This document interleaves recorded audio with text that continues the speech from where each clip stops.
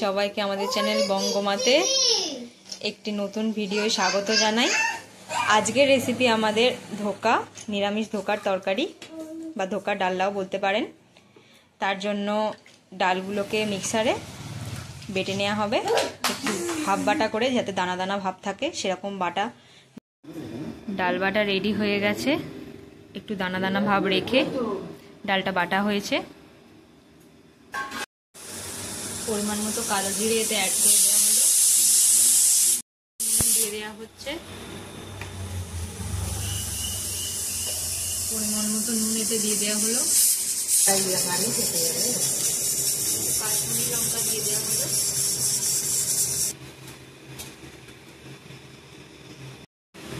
পরিমাণ মতো একটু হিং এর মধ্যে দিয়ে দেওয়া হলো, দিয়ে এগুলোকে সব একসাথে মিশিয়ে নিয়ে আর একটু আদা বাটা এতে অ্যাড করে দেওয়া হয়েছে।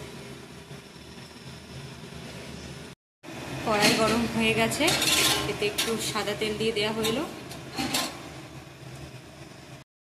ভালো করে মিশিয়ে নেওয়া হচ্ছে এটাকে সবকিছু একসাথে দিয়ে।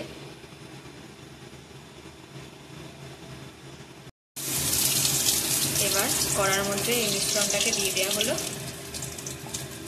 দিয়ে এটাকে ভালো করে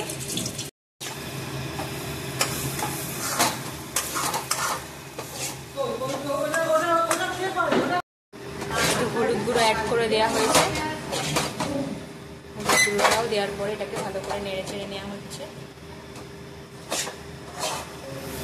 কষিয়ে নেওয়ার পর দেখতে পাবেন আপনারা এটি নিজে থেকে কিরকম কড়ার আলাদা হয়ে যাচ্ছে কড়া থেকে।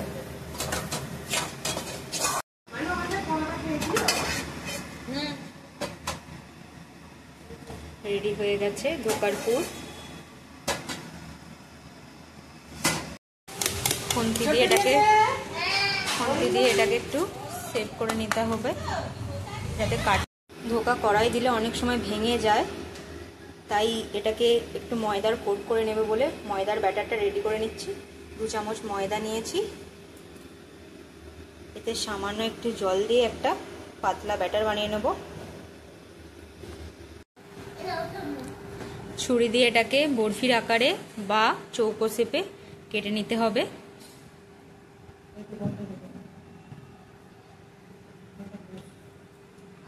কড়াইতে সরষের তেল গরম করতে দেওয়া হয়েছে,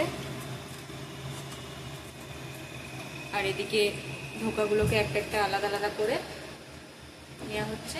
এগুলোকে ছাঁকা তেলে ভাজতে হবে। ধোকাগুলো একটা একটা করে আলাদা করে নেওয়া হচ্ছে। ছেড়ে দিয়ে তখন ইয়ে করবে,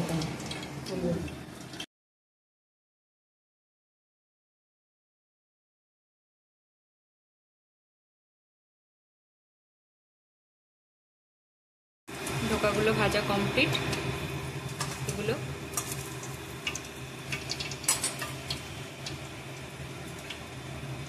তেল ছড়িয়ে তুলে নেওয়া হলো।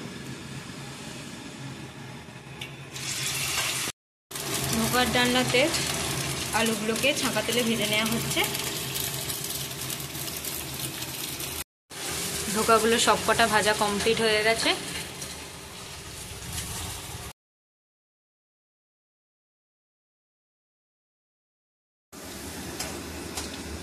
আলু ভাজা কমপ্লিট।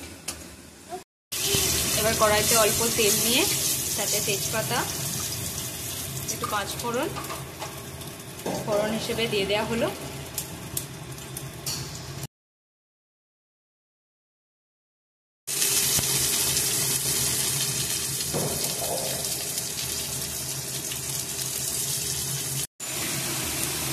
এবার এতে একটু ঝালের জন্য লঙ্কা গুঁড়ো,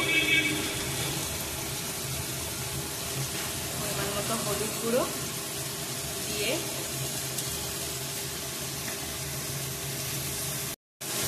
একটু আদা বাটা দেওয়া হলো, দিয়ে মশলাটাকে কষিয়ে নেওয়া হচ্ছে টমেটোর সাথে।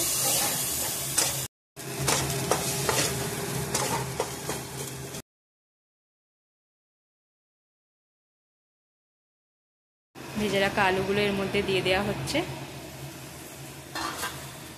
জলটা বেশি দেওয়া ছিল, আলুগুলোও তো সিদ্ধ হতে হবে।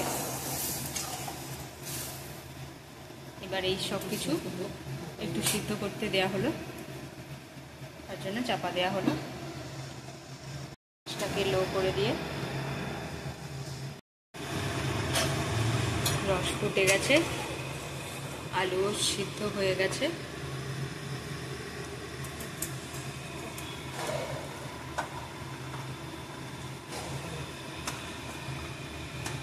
এবার ধোকাগুলো একটা একটা করে দিয়ে দিতে হবে।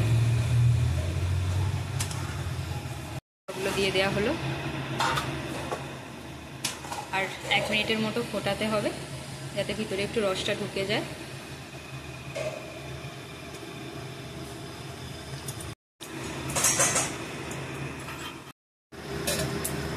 সব ফুটে গেছে, ধোকার ডালনা রেডি। এবার উপর থেকে একটু ঘি আর গরম মশলা ছড়িয়ে দিতে হবে।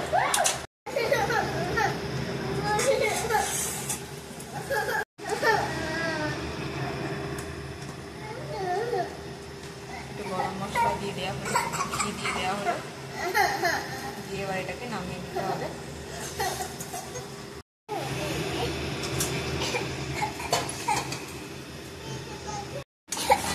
ধোকার ডালনা রেডি। ভিডিওটি ভালো লাগলে লাইক করবেন। আপনারাও নিরামিষ দিনে বানিয়ে দেখতে পারেন নিরামিষ ধোকার ডালনা। থ্যাংক ইউ ভিডিওটি দেখার জন্য।